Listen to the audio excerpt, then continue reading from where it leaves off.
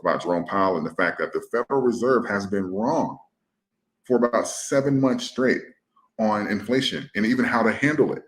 So when you say I'm going to buy the dip, do you believe that they're going to get inflation under control within the next 30, 60, 90 days? Can you hold longer than that? That's the mindset that you need to have.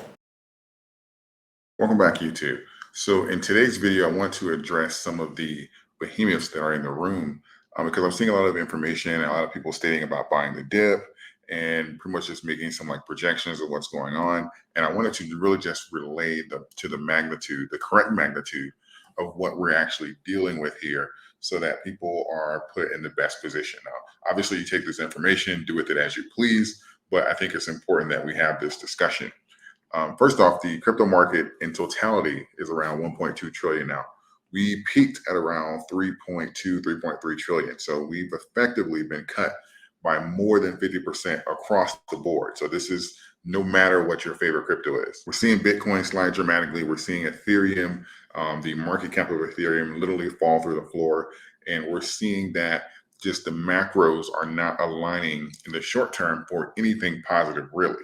And typically we'll see this segment, which is stating that, okay, buy the dip, or this is the time to become more aggressive. And I want to just relay that this is a customizable approach. It's not just something you simply do or just say that, oh, okay, well, it's on sale, it's a discount, I go all in without taking into factor your actual situation. I made a video a few months ago. I first said it late last year, and then I made a video about 4 or 5 months ago stating that we're going to see around $20,000 Bitcoin, 6 cent Doge, and we can possibly even go lower here depending on the Fed's actions, of course. And typically at that time, it wasn't really a popular thing to say. It was just more so we're rebounding, or this is just a bear trap, and we're to the moon, blah blah blah. And just the macros weren't stating that, and they're certainly not stating that now. And the reason I say this is because when we see the CPI numbers coming back, as terrible as they are, and money, and then raising the interest rates, and money literally becoming more expensive to borrow. This is across the board. This is bigger than just your auto loans becoming more expensive, or your mortgage becoming more expensive. This is them even borrowing money to expand their company, or to literally just grow their business in this time. A lot of time when it was raining free money over the last couple of years, that's no longer the case now.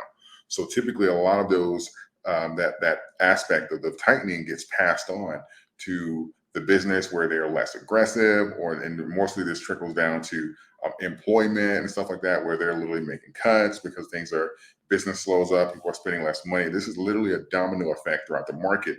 So you're going to see things start to slow down and businesses be more hesitant before they start making those adjustments. What does this mean for crypto? Because technically in the stock market, that's going to have a more dramatic effect.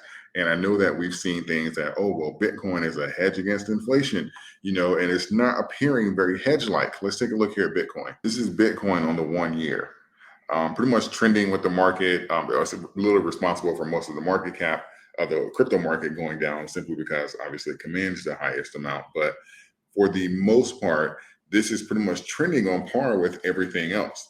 And I want to address this specifically in this video, is the fact that as long as Bitcoin is held primarily by institutions and the whales and stuff like that, it's going to be their piggy bank. It's not going to, especially right now, it's not going to reflect as a hedge against inflation. I think Warren Buffett addressed this the best when he went on a news station and said that, because I know Bitcoin is compared to gold. He went on the news station and said that if he had to choose between all the gold in the world and I think like 17 Exxon Mobils, he'd choose Exxon Mobil in a heartbeat, because with the gold, the only thing he can do is fondle it. And this is the situation that's going to come down to when it comes down to being a hedge against inflation, or when they're having to choose or dissolve some over leveraged positions or increase their positions over in the stock market. They're going to gut the crypto market every single time, because the stock market produces cash flow. Yes, these assets, especially something like Bitcoin, which is designed to be held and it's not necessarily meant to be spent or used in that form of utility. Yes, it's great. You can have great appreciation, capital gains and stuff like that, but cash flow will always be the preference. So in times like this, you're going to see the vacuum on the crypto market here, because they don't believe that the crypto market is a more valuable asset than their number one investments in the stock market or in things like real estate. So you're going to see this vacuum kind of get pulled out. You're going to see a similar pattern here on the 1 year, even with Dogecoin. And again, this is obviously algorithmic, a part of it. And you're going to see that vacuum of money come out or institutions pull out, and they are pretty much bleeding the market dry to consolidate their other positions. Completely normal. This typically is what happened. But when we have the macros and the money getting more expensive, this can go on for a prolonged period of time. And what we have to say is, okay, well, the money that when I'm buying the dip, how long can I actually hold it? Does this need to turn around within the next 3 months or so? Does this need to resolve itself? Do you believe, and this is another thing that I was talking about with on Twitter about Jerome Powell and the fact that the Federal Reserve has been wrong for about 7 months straight on inflation and even how to handle it.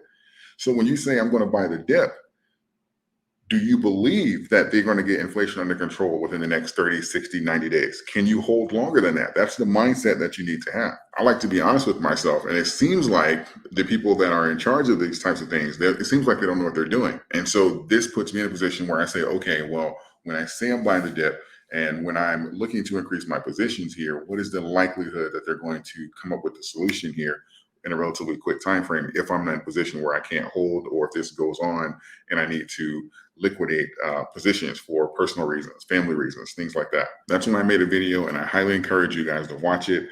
I'll post a link in the description section. That's called like how to buy the dip, and making sure that, depending on your position, because everybody's DCA currently is different, everybody's financial situation is different.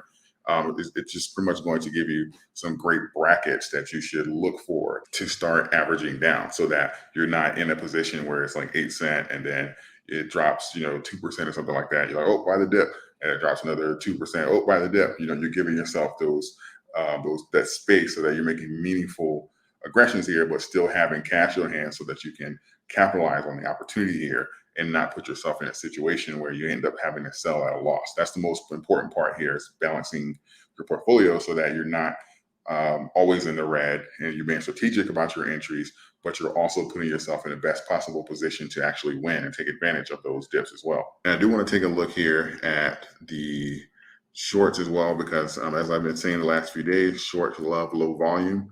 Low volume means they can pretty much get away with anything. And so it looks like the prediction that I had as far as for us setting a new higher high and building up that support here for Doge, because technically they cannot afford to exit the positions here.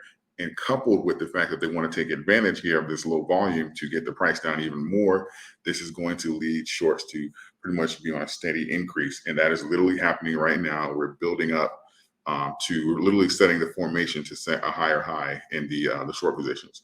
So today we have increased again. We had a brief consolidation, but then they came back in, and now we're trending upward again here. So we're well above the 200 on the year to date, and on the 1 year as well. We're well above the 200, and we're getting ready. And this is another indicator here.